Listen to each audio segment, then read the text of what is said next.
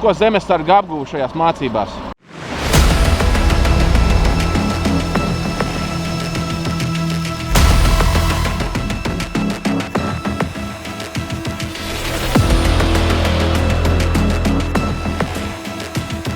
Šajās mācībās zemesargi apguva medicīnu, kas ir ļoti svarīga, lai izdzīvotu kaujas laukā, kā izvilkt cietušo no kaujas lauka, kā uzlikt žņaugus sev un pāriniekam un tādas lietas. Ja, viss, kas ir ļoti primāri vajadzīgs, lai spētu izdzīvot un izglābt kādam dzīvību. Papildus vēl ņēmām mēs maskēšanos atbilstoši, lai varētu nomaskēties un būt mazāk redzami no pretinieku puses. Delta paliek atbalstā, Čārlis no kreisās apiet! Otrajā sēt, pirmajā aiziet! Tad arī mēs veicām formācijas, lai visi būtu uz viena viļņa un tad spētu visi kā vienā valodā runāt un izpildīt uzdevumu korekti, bez kaut kādām kļūdām.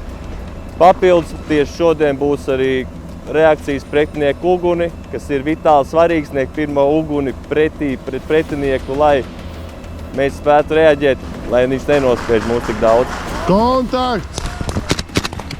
Tad vēl šodien būs nodaļas uzbrukums, kas ir viens no taktiskajiem elementiem, ko mēs arī šobrīd ejam. Visvairāk spiežam uzsvaru tieši uz uzbrukumu. Tad nodaļas līmenī mēs veiksim šo visu. Un tas arī tāds endstates, tās beigu rezultāts, pozitīvs un korekts nodaļas uzbrukums.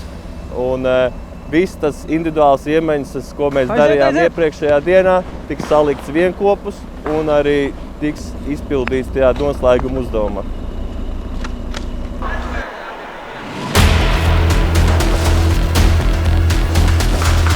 Kontakts no kreisā! Pretinieks!